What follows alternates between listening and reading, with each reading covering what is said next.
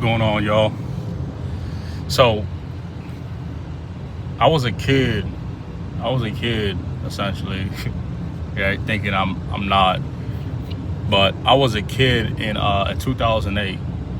Right? There was probably signs of the kind of like the economic bust, especially like the housing market. Probably '06, '07. Right? I think I'm leaving elementary, going to middle school.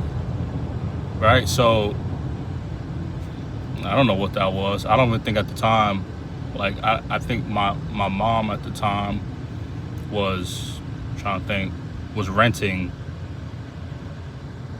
So,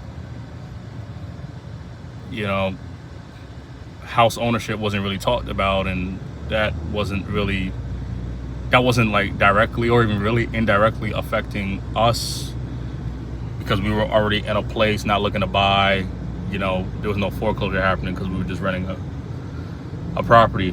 So I didn't know what that looks like. I'm just a kid trying to figure stuff out, play video games, go to school, right? So, but like now, right now, and I asked my father-in-law, I'm like, do you think is what's going on in the last couple months, right? The last 6 to 12 months, really in the last 3 to 6 months, like, is this what 2008 looked like? And he said, yeah. And there's instances where there's people who are saying it's worse. Of course, where I'm now an adult and I have responsibilities being in this economy and climate. Now it has affected me. Like, it's crazy. I was recently laid off and I was able to pivot back to a job that I left last year. And, like a lot of people can't do that.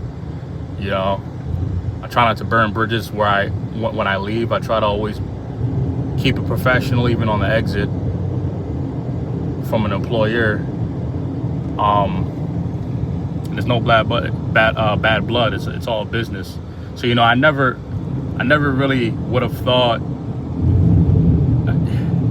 this kind of would like come like and become such a venereal kind of pandemic, in a sense where like you don't know that it's real until it affects you. There's people who's been unemployed for months at this point. Obviously throughout the country, unemployment can really only take care of groceries. So what is that? That's like non-existent. It's really a joke and it's a slap in the face.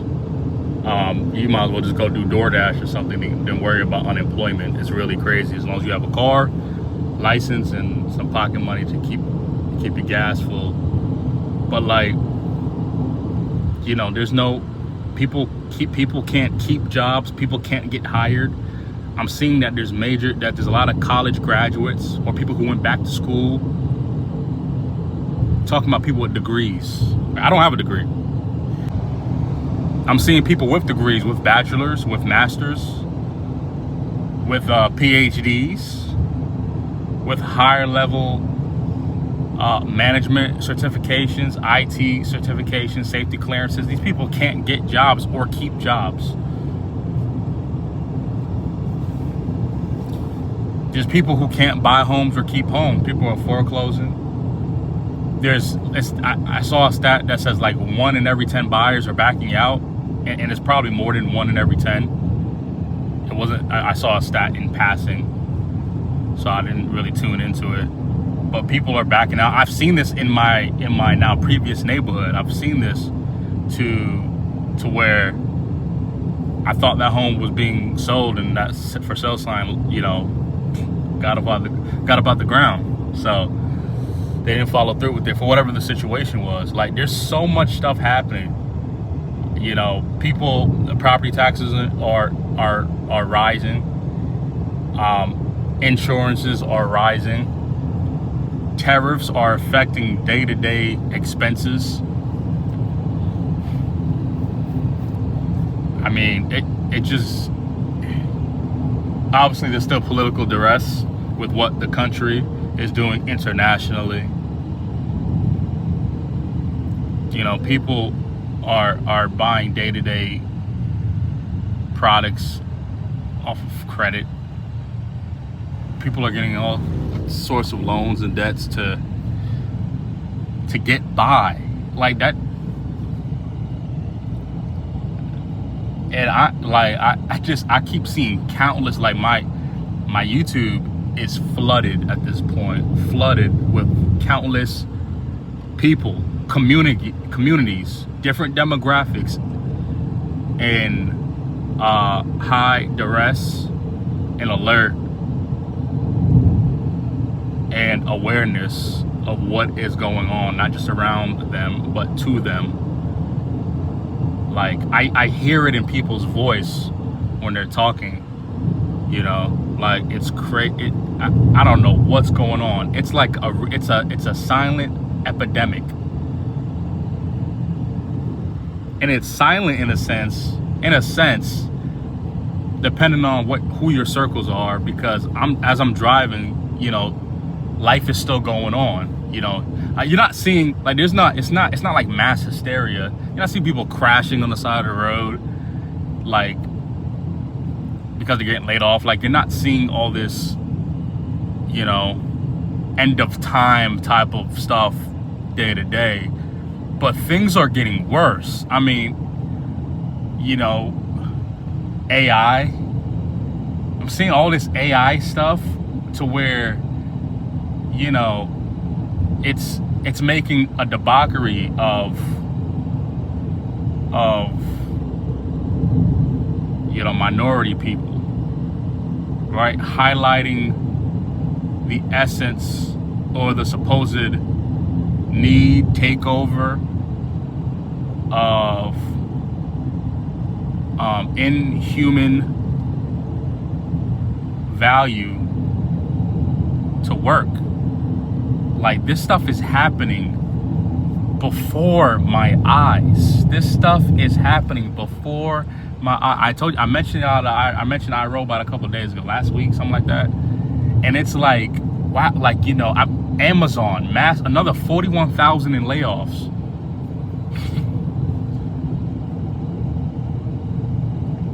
That's a lot of payroll they're saving, right? Because it, you know, a worker could be working, let's just say they're averaging 25 hours a week for each worker. It could be more, it could be much more. 41,000, that's 40, 25, right? That's a million hours. So a week, say they're all getting paid 15, that's $15 million a week in payroll. I mean, that's a lot of money in payroll, you know.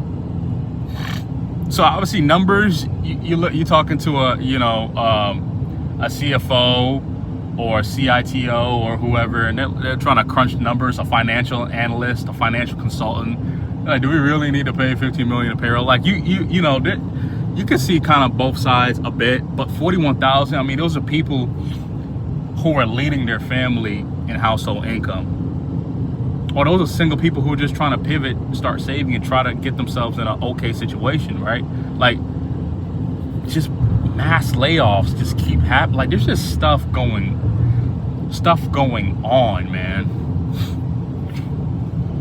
And whether it's a correlation to how people are just acting out, just in general, like how people are just acting, just goofiness, just silly stuff, you know, craziness, you know, people raping, killing, you know, and that happens all over the world. But it's like there's just a lot going on, and it makes you, and it's like, damn, you know, like, this is just insane, you know.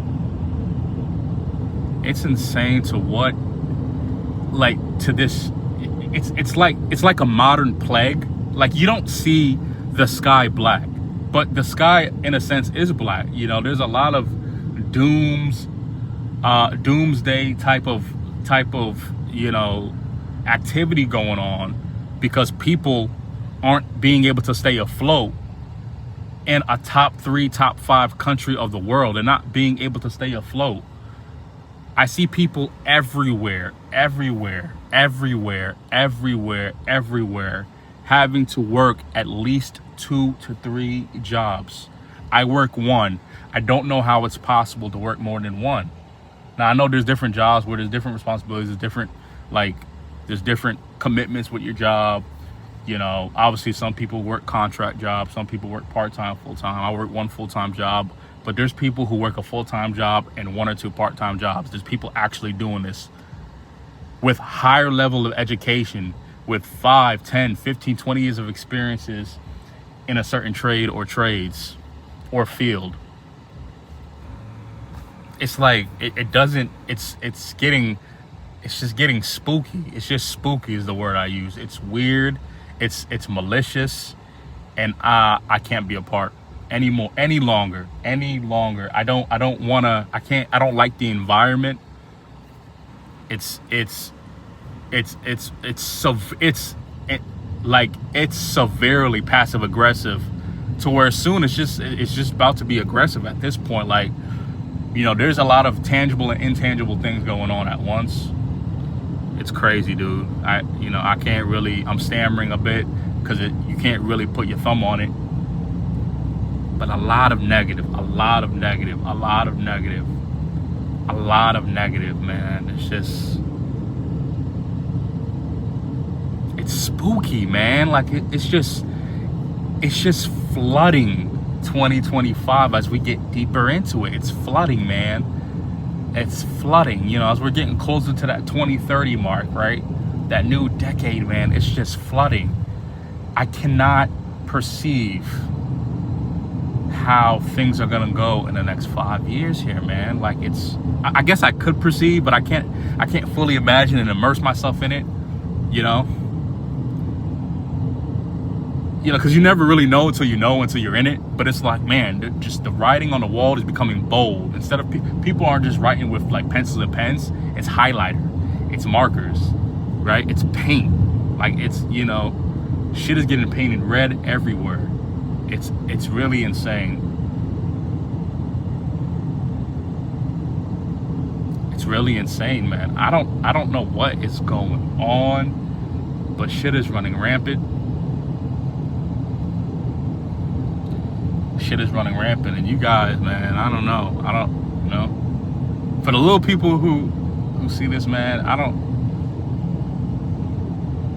know what you guys are thinking, how you guys are maneuvering, what's your plan A, B, C, D, if it goes that deep, what you guys are looking into doing, what you guys are looking at staying away from. Like, what is it, man? You know, am I talking to people who are looking to start a family? At this point, I'm blessed to be with the woman I'm with, because if it wasn't for her, I wouldn't be married. If it wasn't for her, I just wouldn't be married, right? I'm blessed to have the kids I have. Obviously, there's an attachment there to my kids. There's not just a sense of obligation, but there's love there, right? But it's like, you know, I'm all good with that, and I have to now maneuver with the family I have. But I'm like, if you're single and you don't have, I don't know. I cannot imagine, because I was already feeling this 10, 15 years ago. I'm like, I cannot imagine being in my late teens, early 20s, trying to figure out all this stuff I was trying to do back then. Like, there's just, it's getting scary, man. There's just shit that is going on.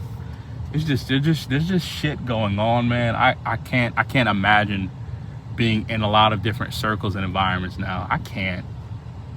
You know, I told my wife, I started getting tired. Like, when I was younger, like 10, 12 years ago, I started getting like iffy about going to parties in the clubs. I always got iffy, right? But you got friends who like tell you to join them. Well, we don't got to be there long, right? So you get into all that.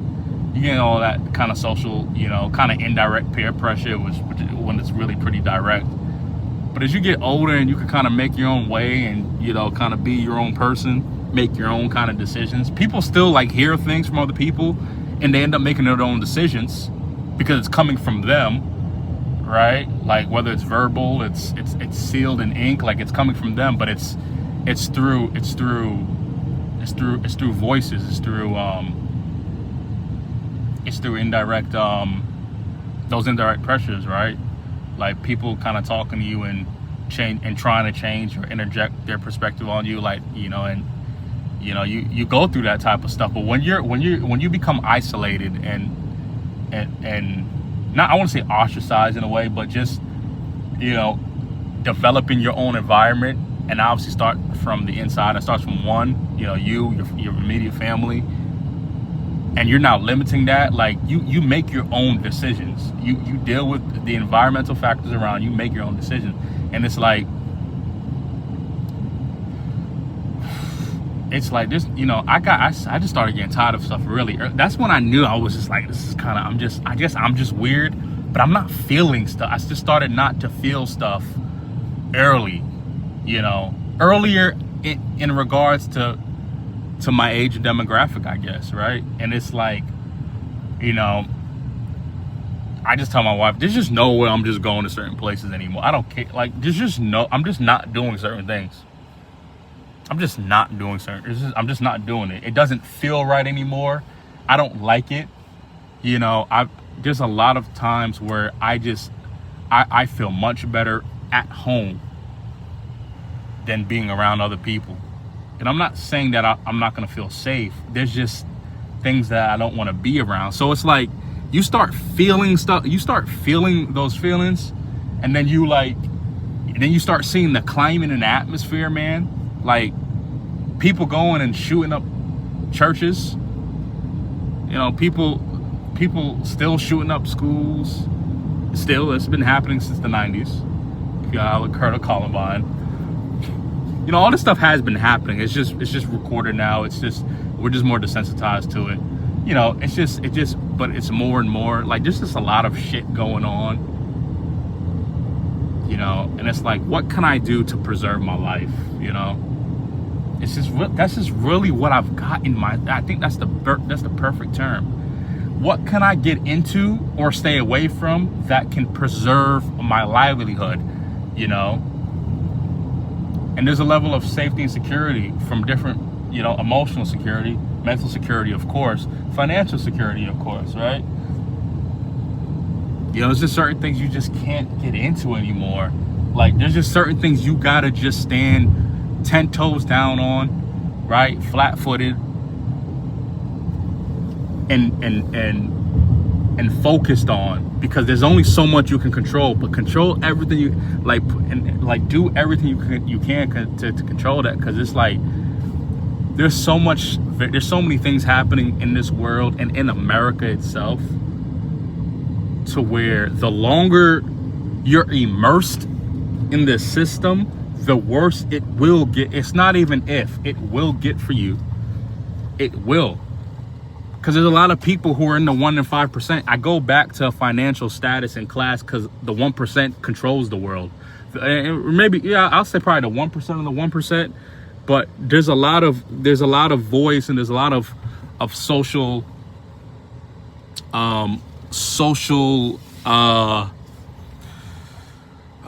idealization, I guess, that happens to people who have an extreme high level of influence or affluence, and whether they know it or not, you know, they control what a lot of people do and think. They do in politics, in entertainment, in big kind of corporations. You know, there's people who have a direct and indirect control in this climate. They do, and people don't realize that.